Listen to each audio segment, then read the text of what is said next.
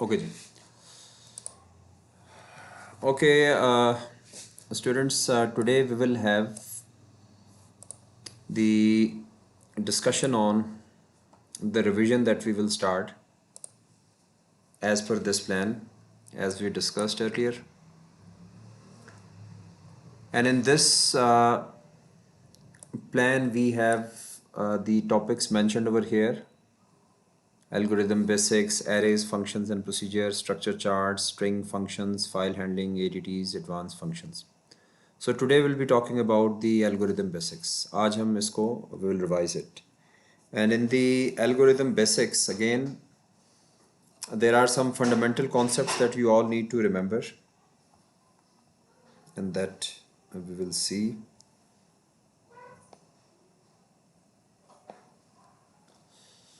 Okay ji.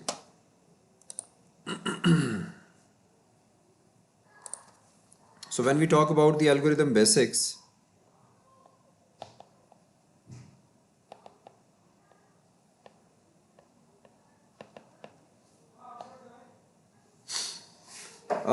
it includes the basic pseudocode constructs.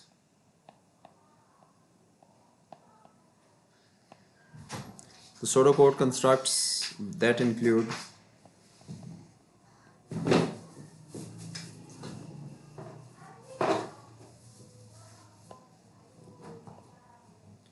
I've mentioned these things many times. It includes the storages, the input and outputs, the selections, and the repetitions. These are the four fundamental things through which we construct a pseudocode. And I hope you all remember in the last discussion, I mentioned this thing that we initially start with the computational thinking. And what is that computational thinking? Jay, is it clear? Okay. Thank you. So in the computational thinking, I'll keep my screen a little smaller so that I can see if you write any message to me. Okay. If you will have any question, meanwhile, you can type it in the message box so that I can see it, okay?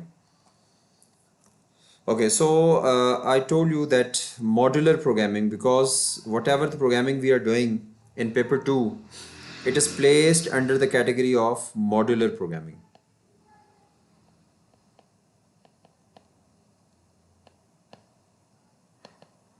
Okay.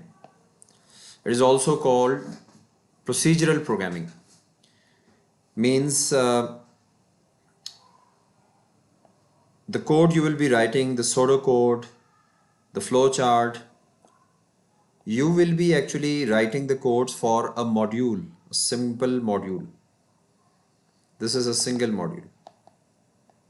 This box represents a module. And what is a module?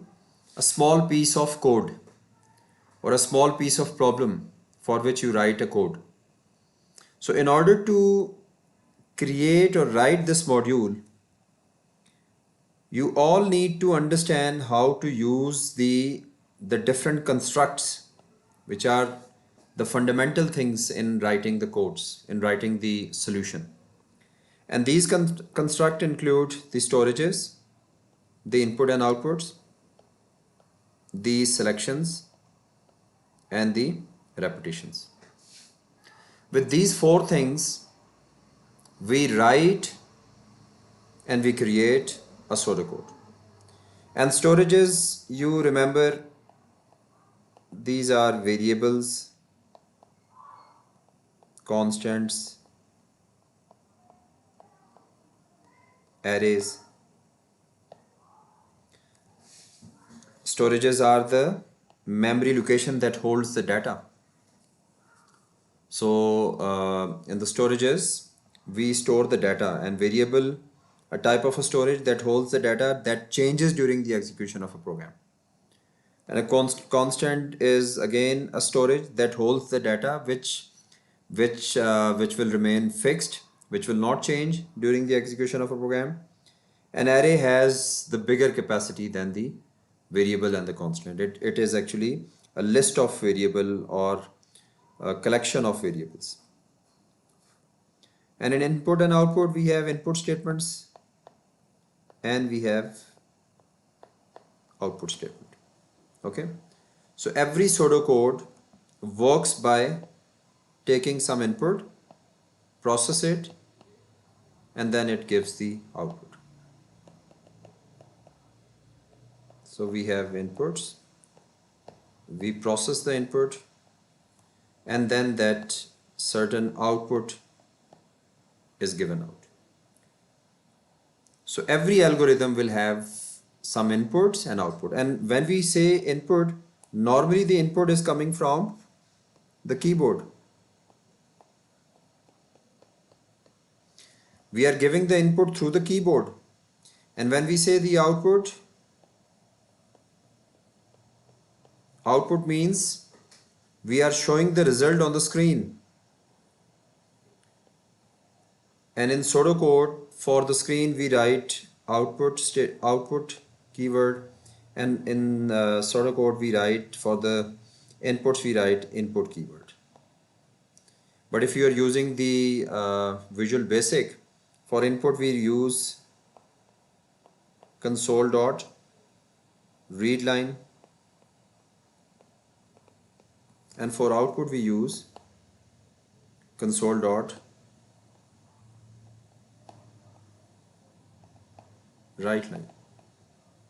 So this is for output and this is for okay. So it is important that every program, every pseudocode must have some input, and the input normally comes from the keyboard. This is the keyboard, and you write something, and that's something like, or it can also be pre-given values, like you can have a is equal to 4, b is equal to 5, or you can ask input a, or you can ask input b. So when you say input a or input b, it means you are asking the person to enter the data from the keyboard. And when you are saying a is equal to 5 or b is equal to 5, it means you yourself are setting the initial value or the fixed value for those variable or storages.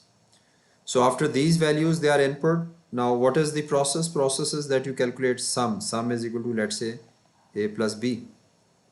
So whatever is in the a and b, they will be added and the answer will be given to the sum. And then in the output, you're showing the sum. Let's say it can be only the result like 9, or it can be you write sum is equal to 9. It can be like this. So this is the input and output statement. So this is important.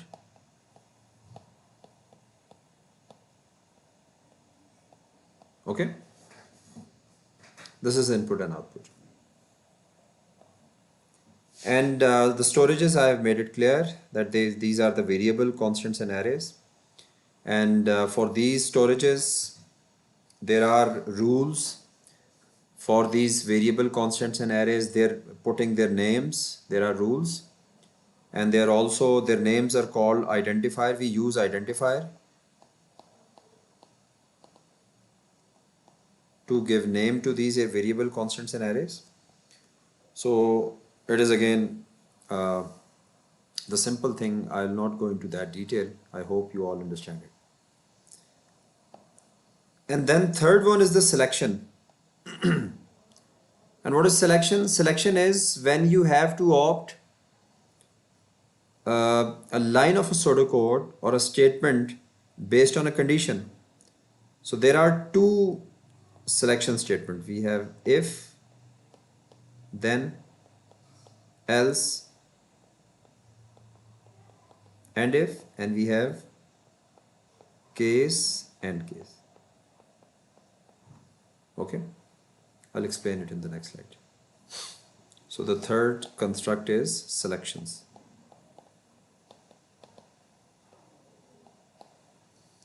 For the selections,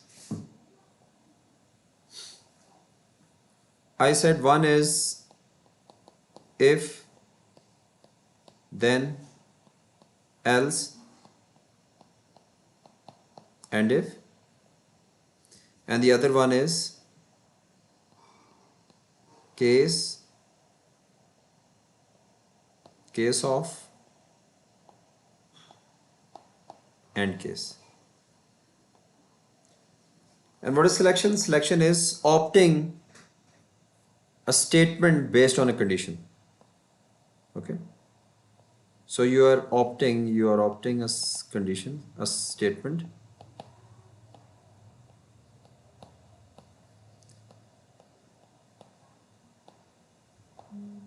based on.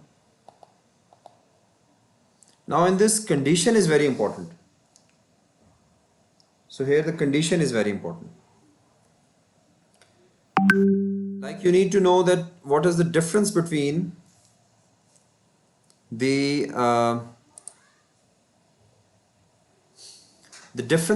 initial thing that you need to understand in the selection, that where we will opt the if then else and where we will opt the case of and case. The students normally have confusion in differentiating these two type of selections. So if then else, the main thing you should understand is that if then else में क्या हम करते हैं, we have a condition, and based on a condition there are two outcome of a condition. So this is the condition. Let's say a is greater than, for example, 5. This is a condition. Now the outcome of condition is either true or it is false. So if then else is used where we have the only two outcomes.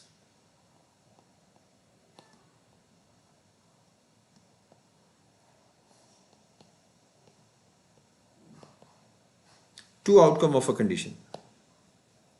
Okay, and that is true or false. So now this condition is giving out two outcome based on this condition. If a is greater than 5, then we will lead toward true, and if a is not greater than 5, then we'll lead toward the false. So in this kind of situation we will use if then else and if.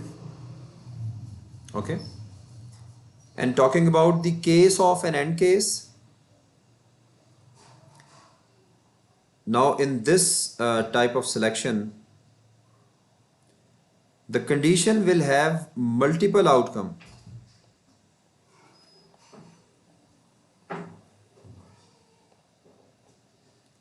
So like we have for example n, the value of n. If the value of n is 1, you will lead to this direction. If it is 2, you will lead to this. If it is 3, you will lead to this. If it is 4, you will lead to this. And here you will have input n. So whatever comes in the n, based on the number that you will give in the n, you will lead to a total separate outcome from it. तो basic difference क्या हो गया? Case of में there are multiple outcome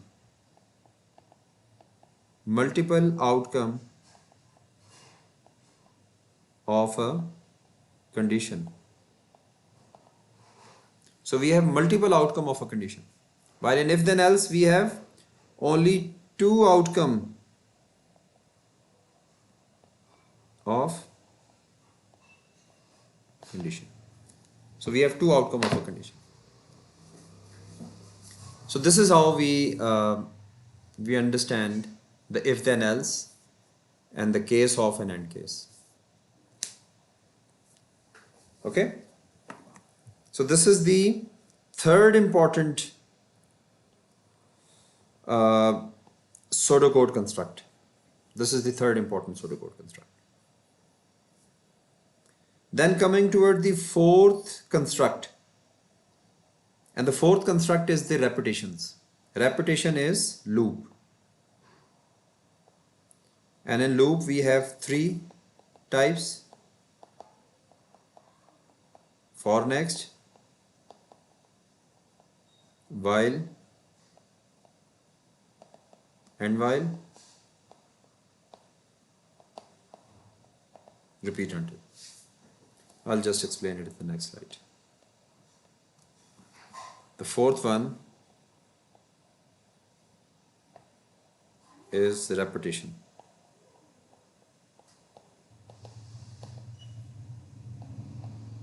Repetition, they're also called iterations. They're also called loops. These three names ये इनको दिए जा सकते हैं, ठीक है? They are iterations, loops, repetition, all these names. Okay. Now in the repetition, this is one very important part of the pseudocode construct.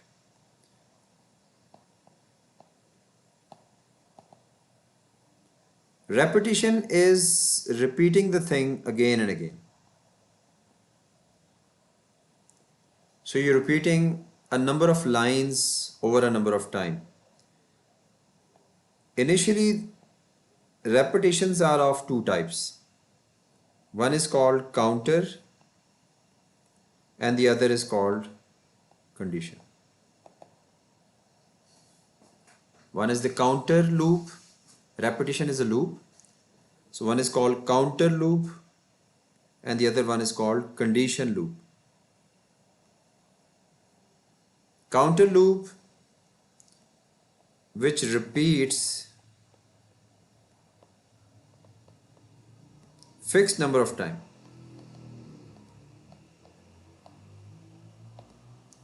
Which repeat fixed number of time. Okay. While condition loop repeats until a condition is not met. Until a specific condition is not met.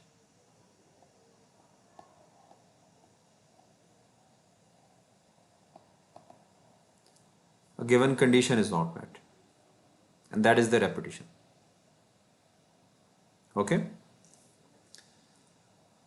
So the counter loop example is for next. For next is the example of counter loop. Here we always have a fixed time repetition. So it starts from a number, like we say for I is equal to 1 to 20. So here you are telling that the I will start counting from 1 to 20. It will repeat 20 times. So that is the counter loop. Okay. While condition loop, you have no end or you have no prediction that how many times it will repeat. Maybe the condition is met in the start and the loop finishes in the beginning, and maybe the condition is not met for long and then the loop is continuing and it's extending. So here the continuity of the loop depends on the condition. So here the condition is important. Condition is very much important here. Is the condition is met? Is the condition is met? Is the condition is met? If the condition is not met, the loop will keep going. Okay, but in counter you don't have condition, you only have the fixed time. And here the repetition is known, it is a known, means here you know the repetition, known times. You know it will repeat for 10 time, it will repeat for 20 time, it will repeat for 5 time, it will repeat for 100 time. You know the times. But in condition loop, you don't know the time for how long it will repeat. Okay, so I will expand the condition. I will further define the condition in the next slide. Now the condition loop, as I said, is based on condition. Now there are further two type of condition loops. One is precondition and the other one is post-condition. The precondition loop is a type of a condition loop that first check the condition and then execute the loop. Here, the condition is tested first. Okay, condition is checked.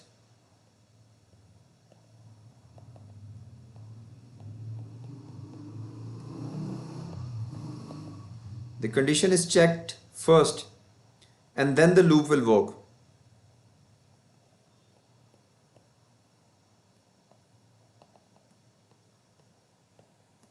Okay, while in post condition, the loop executes first and then the condition is tested in the end. Okay, example of the post condition and the precondition is, the precondition is called while and while.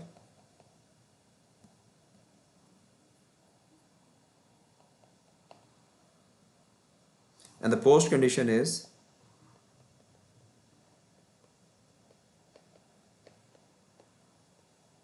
repeat until.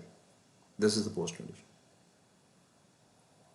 The precondition is also called a true based loop.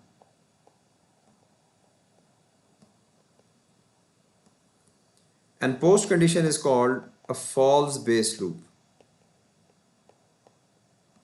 What did it mean? It means true based loop means the condition is checked and if it returns true, the loop will execute. The outcome of the condition must be true. And if the outcome of the condition is true, the loop will execute. While in post condition, the outcome of the condition must be false. The condition must return false, only then the loop will execute. The loop will continue. Otherwise, the loop will stop. Okay? So this is the condition loop, precondition loop and post-condition loop. Okay? So we'll be using all these construct in the pseudocode basics, and then we will be doing it. And in the next part, I will show you some of the questions, so that will further re-strengthen all these pseudocode construct that I've just discussed.